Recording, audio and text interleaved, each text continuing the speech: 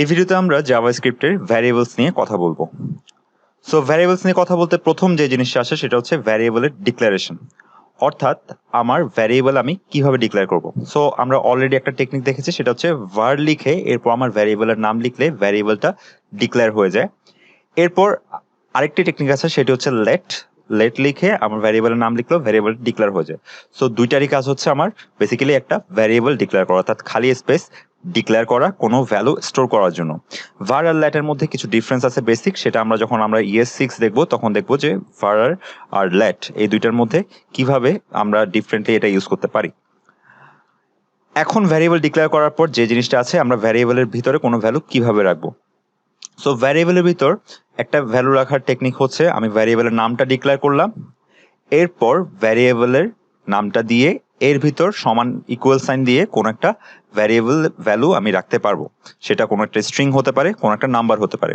So আমরা normally ম্যাথসে যেটা করি সেটা হচ্ছে যে আমরা ইকুয়াল সাইন দিয়ে সমান সমান বুঝাই, বাট প্রোগ্রামিংয়ে ইকুয়াল সাইন দিয়ে বেসিক্যালি অ্যাসাইনমেন্ট বোঝায়। অ্যাসাইনমেন্ট মানে হচ্ছে তুমি এই 37 ভ্যালুটা এই ভ্যারিয়েবলের ভিতর রাখো, এই জিনিসটা বোঝায়। আরেকটা টেকনিক আছে, সেটি হচ্ছে আমার ভ্যারিয়েবল যখন ডিক্লেয়ার করব তখনই আমি ভ্যালু অ্যাসাইন করে দিতে পারবো, অর্থাৎ আমার আলাদা আলাদা দুইটা লাইনে ভ্যালু অ্যাসাইন করার দরকার নেই। আমি এটাতে হচ্ছে ভ্যালু ডিক্লেয়ার করলাম, আর এটা হচ্ছে আমার এটা ভ্যালু ডিক্লেয়ার করিনি, এটা আমি ভ্যারিয়েবল ডিক্লেয়ার করছি। এরপর হচ্ছে আমি সেখানের ভিতর একটা ভ্যালু রাখলাম, আর আমি এই পুরো দুই লাইনের কাজে আমি এখানে এক লাইন করে দিতে পারবো। বেসিক্যালি দুইটাই আমার সেম বোঝায়। এখন যখন আমি একটা ভ্যারিয়েবল ডিক্লেয়ার করব তখন বেসিক্যালি কি হয়, আমার কম্পিউটারের মেমোরির ভিতর কি হয়। সো যখন আমি ভ্যারিয়েবল ডিক্লেয়ার করবো, মেমোরি অ্যালোকেশনটা অনেকটা এরকম। ধরো আমি একটা ভ্যারিয়েবল ডিক্লেয়ার করলাম, যেটা হচ্ছে আমি এভাবে ডিক্লেয়ার করলাম। এরপর যেটা হবে সেটা হচ্ছে যে আমার কম্পিউটারের মেমোরি, অর্থাৎ আমার কম্পিউটারের যে র্যাম থাকে বা রম থাকে, যে মেমোরিটা থাকে সেখানের মধ্যে অনেকগুলো অ্যাড্রেস থাকে। সো আমি বোঝার সুবিধার জন্য এখানে অ্যাড্রেস 1 অ্যাড্রেস 2 এভাবে লিখেছি, কিন্তু বেসিক্যালি সেটা হেক্সাডেসিমাল হিসাবে থাকে। হেক্সাডেসিমাল নাম্বার হিসেবে অনেক বিশাল একটা নাম্বার থাকে, যেটা হচ্ছে অ্যাড্রেস নির্দেশ করে।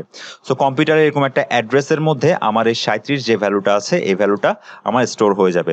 অর্থাৎ যতবার আমি এই ভ্যারিয়েবলের নাম ধরে কল করব, তো বেসিক্যালি সে এই ভ্যারিয়েবলের এই অ্যাড্রেসটা ধরে কল হবে। অর্থাৎ আমি এই নামটা ধরে কল করলে এই অ্যাড্রেসটা কল হবে। এই অ্যাড্রেসটা কল হওয়া মানে হচ্ছে এই অ্যাড্রেসের ভিতর যে ভ্যালুটা আছে সেটা কল হওয়া। ওকে, সো আমার যখন আমি ভ্যারিয়েবল ডিক্লেয়ার করবো, বেসিক্যালি কম্পিউটার মেমোরির ভিতর একটা মেমোরি অ্যালোকেশন হবে, অর্থাৎ একটা মেমোরি ফিক্সড হবে, ওইখানের ভিতর আমরা কোনো একটা ভ্যালু স্টোর হবে। সো এই জিনিসটা আমাদের হচ্ছে ব্যাক এন্ডে হয়, অর্থাৎ আমাদের চোখের সামনে হয় না। সো এটা নিয়ে আমাদের টেনশন করার দরকার নেই যে কিভাবে আমরা করবো। আমরা জাস্ট এইটুকু করলেই আমার এই পুরো কাজটা হয়ে যায় কম্পিউটারের ভিতরে। এটা নিয়ে আমাদেরকে কিছু করতে হয় না, সে অটোমেটিক্যালি মেমোরিটা অ্যালোকেট করে ফেলে। সো আমরা এরপর কোডিং এ দেখবো কিভাবে আমরা বিভিন্ন ভ্যারিয়েবল নিয়ে কাজ করতে পারি এবং ভ্যারিয়েবল আমাদেরকে কি কি সুবিধা দেয়। Thank you.